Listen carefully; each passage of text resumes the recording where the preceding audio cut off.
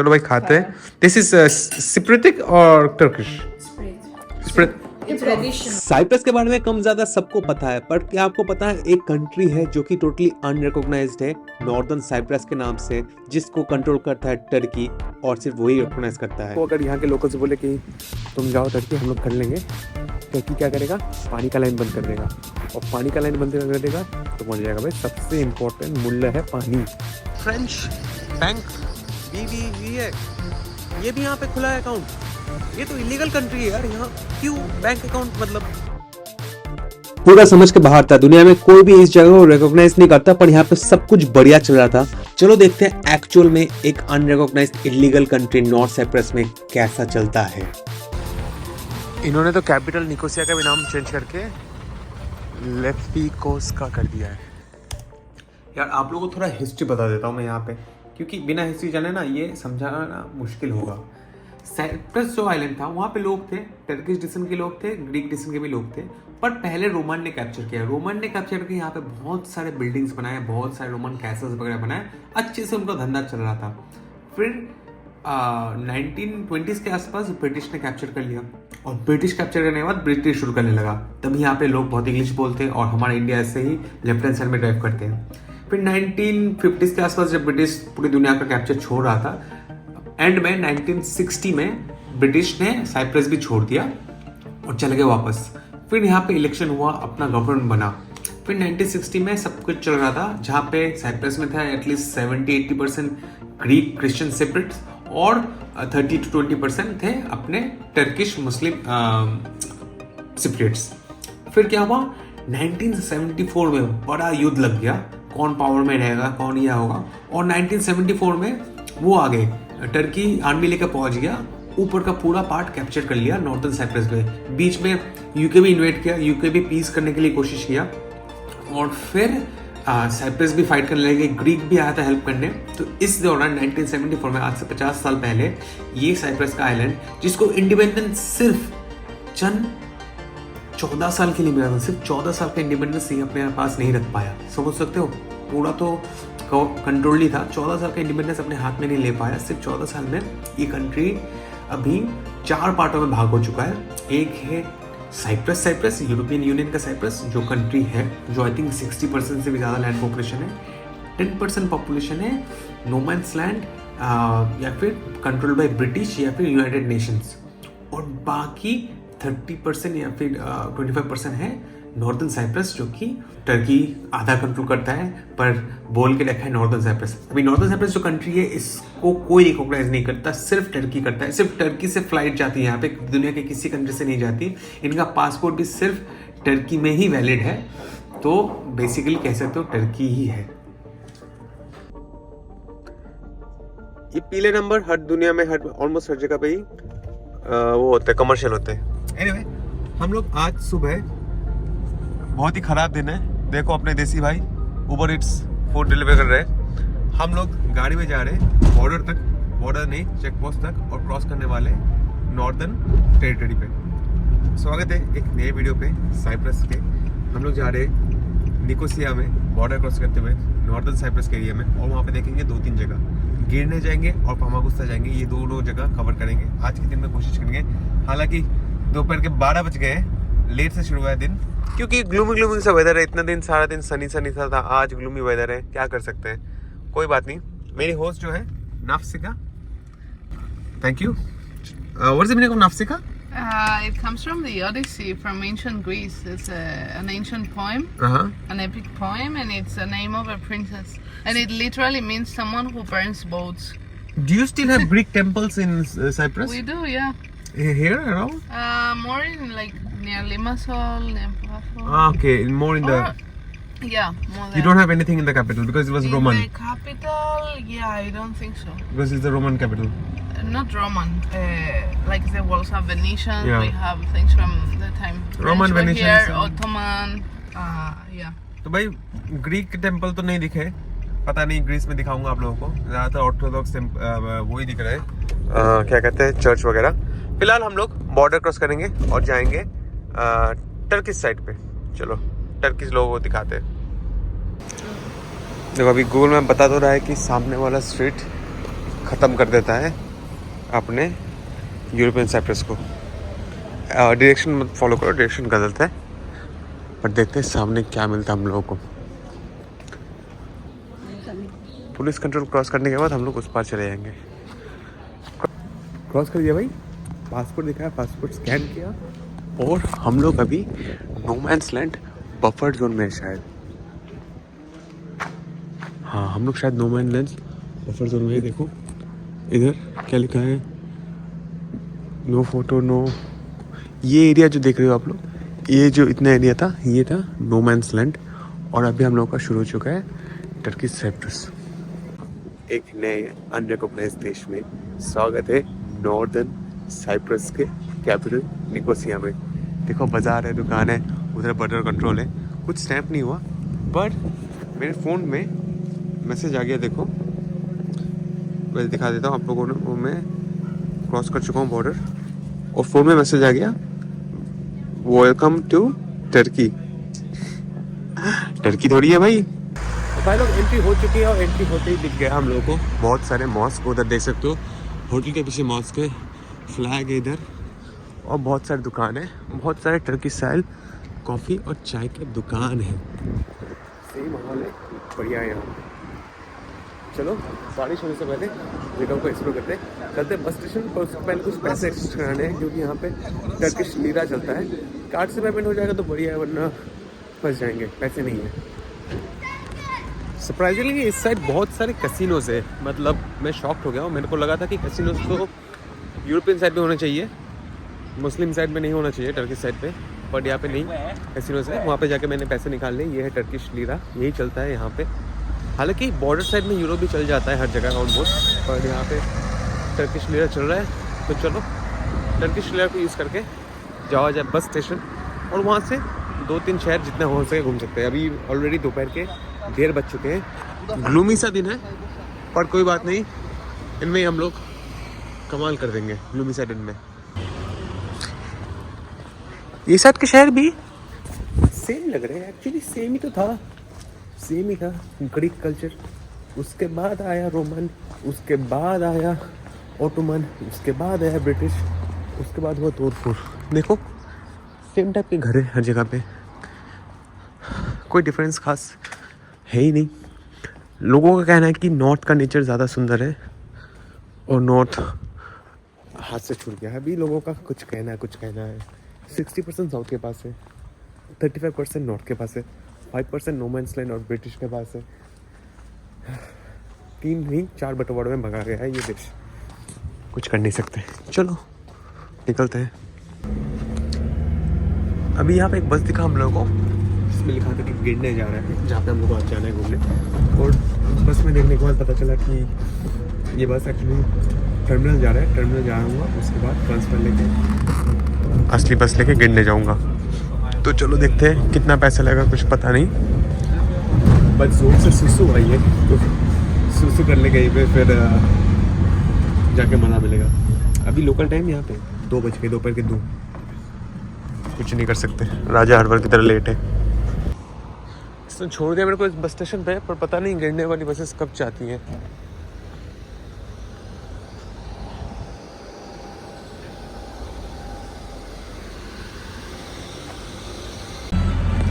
तो बैठ गए भाई गाड़ी पे। इस बस का टिकट 1 वे गिरने का था 100 लीरा, और राउंड ट्रिप 180 लीरा। तो मैंने राउंड ट्रिप ले लिया 180 लीरा का। चलो गिरने घूमते हैं। अभी पता नहीं कितने देर में पहुंचेंगे, क्या देख पाएंगे, पर फटाफट वापस आना है हम लोग को यहाँ पे।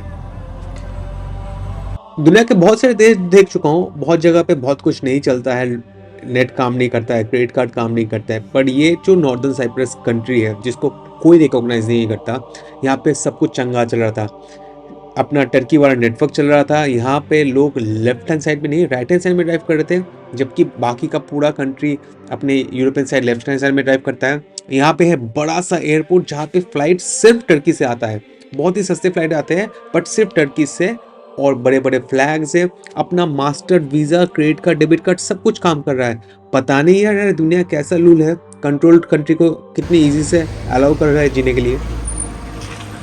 बारिश में स्वागत है टर्किश साइप्रस के एक ऐसे शहर में जो कि कोस्ट के सामने है। यहाँ पे हम लोग सामने कोस्ट में जाएंगे और कोस्ट के सामने को दिख जाएगा शायद टर्की। अगर दिन क्लियर होता तो, आज कल इतना क्लियर नहीं है तो शायद नहीं दिखेगा।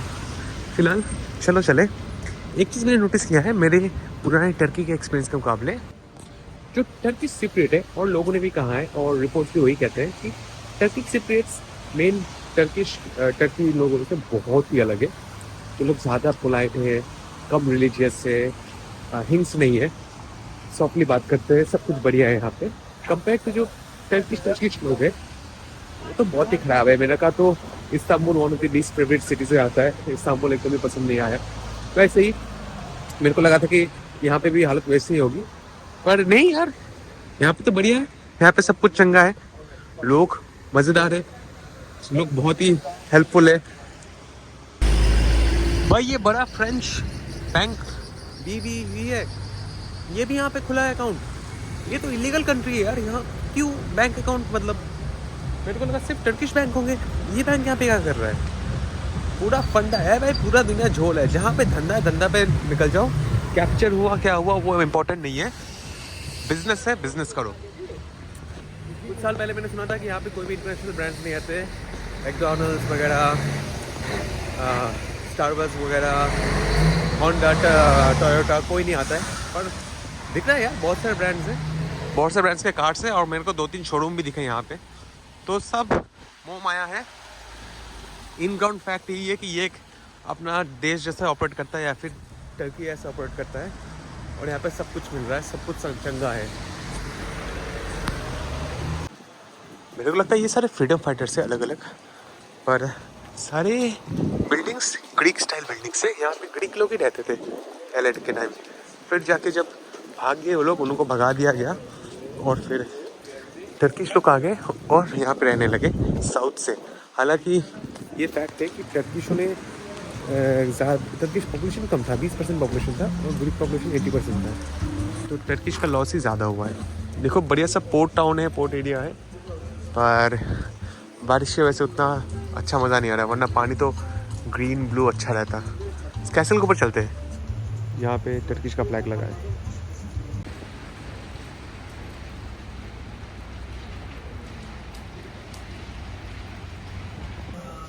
तो बारिश में तो भीग गया, विंटर में बारिश में भीगना सही नहीं है, उसकी वजह से मैं कैफ़े में आके कॉफ़ी पीने आ गया हूँ। कैसल वैसल तो रह जाएगा पर कॉफ़ी नहीं जाना चाहिए। कॉफ़ी मेरे को पड़ा 70 का, 70 के साथ क्या जोड़े कि 17 हो जाए। 70 का मतलब होता है 2.5 से मल्टीप्लाई कर दो तो हो गया 140 और फिर ऑलमोस्ट 200 रुपये का ये छोटा सा इत्तू सा टर्किश कॉफ़ी, जो कि एस्प्रेसो ऐसा बढ़िया भी नहीं है, 2 यूरो का। चलो खाते हैं।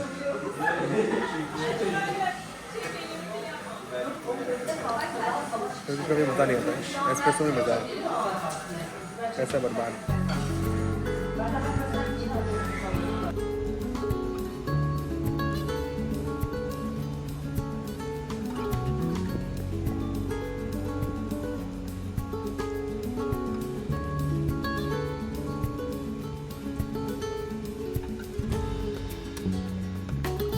तो ये एक रोमन कैसल है और यहाँ पे टिकटिंग काउंटर तो लिखा है पर टिकट काउंटर बंद है लगता है, टिकट तो मिला नहीं, हम लोग घुस भी नहीं पाएंगे। देखो याद है हम लोग जो गेट था अपनी निकोसिया में 3 गेट्स थे, फामागुस्ता गेट था, एक पाफोस गेट था और एक केसरिया। केसरी नाम है जो यहाँ का नाम है, केसरिया तेरा शहर का नाम पिया। नाम ठीक से चेक कर लेता हूँ, वेरीफाई कर लेता हूँ, रुको। नाम क्या था यहाँ का, गूगल किया था मैंने कुछ देर पहले। हाँ, KEKYRENA, कैरीना नाम है यहाँ का एक्चुअल नाम, जो कि ग्रीक नाम है, पर टर्की ने नाम चेंज करके गिरने कर दिया। तो अभी हर कोई इस जगह को कहते हैं गिरना, रुको क्या कहते हैं, गिरने, पर नीचे है अपना ग्रीक पुराना नाम। तो यहाँ पे एक गेट था यहाँ पे, तो यहाँ पे भी रोमन्स ने एक बड़ा कैसल बनाया था, किससे फाइट करने के लिए, टर्की से फाइट करने के लिए, ऑटोमन एम्पायर से फाइट करने के लिए, पर फाइट कर नहीं पाया, हार गया। तो सेम यहाँ ऐसी कैसल हम लोग को फामागुस्ता में भी दिखेगा और ऐसा टाइप का कैसल हम लोग को ऑलरेडी दिख चुका है पाफोस में। एंट्रेंस नहीं मिला, ये कैसल ज़्यादा वेल कंजर्व लग रहा है, उतना ख़राब नहीं हुआ है। देखो नॉर्दर्न साइप्रस का फ्लैग और टर्की का फ्लैग। एंट्रेंस मिला नहीं, सामने है अपना मेडिटेरियन समुद्र का हालत तो ठीक है। कुछ बोट्स है यहाँ से, सामने फेरी टर्मिनल भी है, वहाँ से टर्की की बोट्स भी जाती है। पता नहीं मेरे को कि पैसेंजर बोट्स जाती है कि नहीं, पर कार्गो तो पक्का जाता है और आर्मी का जाता है। आर्मी से बता दूँ, नॉर्दर्न साइप्रस में नॉर्दर्न साइप्रेटिक आर्मी सिर्फ 20% है, 80% है टर्किश आर्मी। टर्की अपना खुद का पैसा यहाँ पे इन्वेस्ट कर रहा है, बहुत सारा इन्वेस्ट कर रहा है, इतना इन्वेस्ट कर रहा है कि यहाँ से एक पाइपलाइन है, सीधा चला जाता है टर्की तक। पूरा पाइपलाइन है टर्की तक। किसका? ड्रिंकिंग वाटर का पानी। जी हाँ, पानी की कमी है। नॉर्दर्न साइप्रस के पास ज़्यादा पीने का पानी है नहीं। जो मैं बता रहा था कि जो बारिश हो रहा है लोकल्स को बहुत पसंद है, ताकि थोड़ा पानी मिले और नदियाँ भरने लगे, डैम्स भरने लगे। यहाँ पे बहुत सारा डैम है। तो नॉर्दर्न साइप्रस में जब पानी का कमी था, टर्की ने क्या किया कि वहाँ से बड़ा पाइपलाइन बना दिया, यहाँ तक, और पानी का फुल सप्लाई देने लगा यहाँ पे, क्या कहते हैं, नॉर्दर्न साइप्रस पे। और क्या हुआ, लोग तो खुश हो गए, वाह टर्की बाबा, टर्की मेरे पाता, टर्की मेरे माता, मेरे को पानी दे रहे हो, मेरे को बचा रहे हो। पर ये पानी देने का मतलब क्या हुआ, डिपेंडेबल कर दिया पूरा।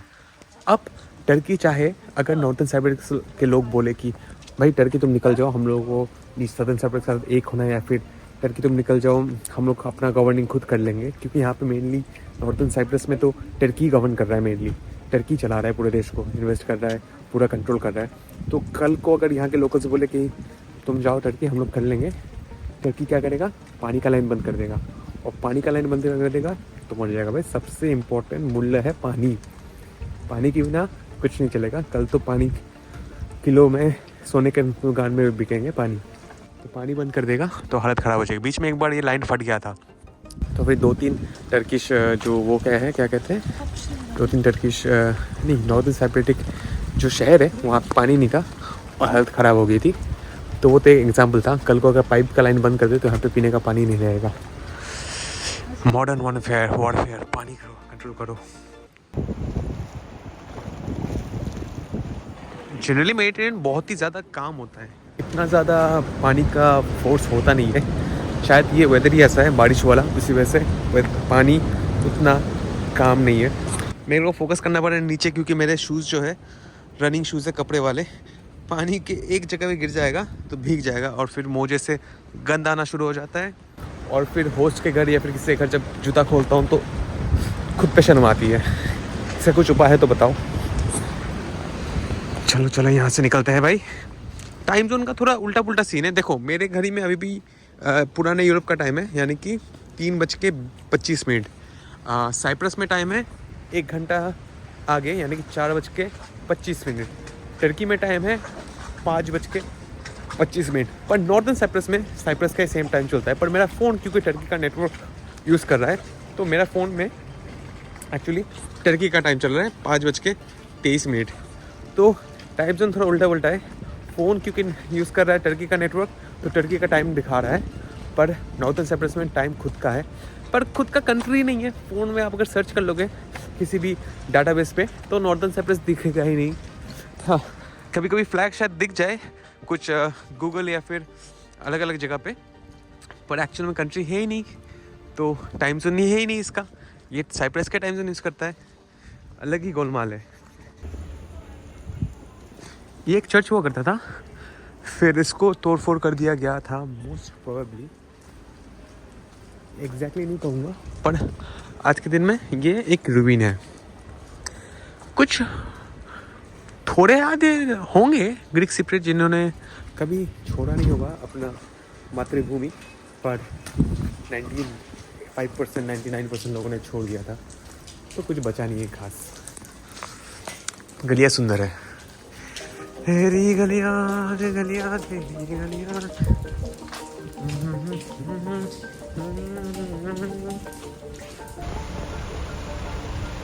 तेल यहाँ पे कंपेरेटिवली सस्ता है, 1 यूरो यानी कि 90-92 रुपीज़ का तेल मिल रहा है, पर खाना बहुत महंगा है यहाँ पे यार। फिर भी जाओ, एक डोनर कबाब 200 लीरा का आ रहा है, 200 लीरा का यानी 500 रुपये। पर साइप्रस में 4 यूरो 5 यूरो का मिलता है, इवन 3 यूरो का मिल रहा था निकोसिया में। 3 यूरो का मतलब हो जाता है लगभग 250 रुपये। तो डबल डबल प्राइस है यार खाने के यहाँ पे। चिप्स लेता हूँ कुछ। इन्होंने तो कैपिटल निकोसिया का भी नाम चेंज करके लेपिकोस का कर दिया है। कोई बात नहीं, चलो बस लेके चलते हैं capital.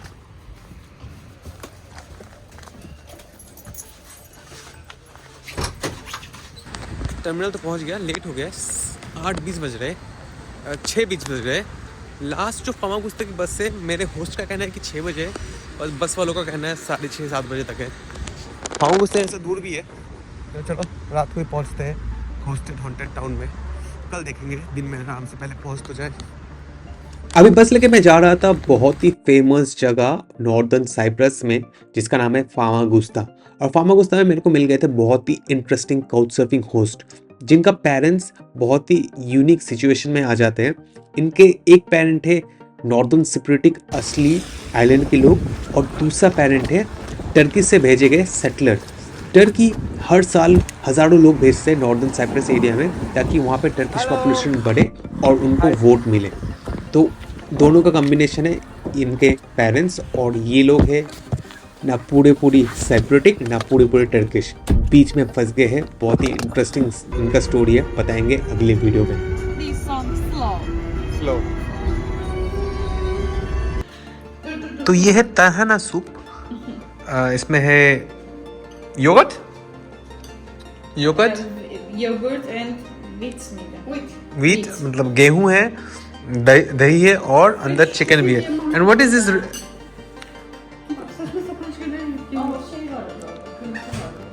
What is this red thing? red pepper. Red pepper. Dry. Chicken है भाई, अलग टाइप का soup. Looks like Thai soup. Thailand Thailand. looks similar like Thai soup. चलो भाई खाते हैं। This is Cypriot or Turkish? Cypriot. It's traditional. Okay. चलो भाई ट्राई करते हैं यहाँ का नॉर्थ साइप्रस का पहला खाना।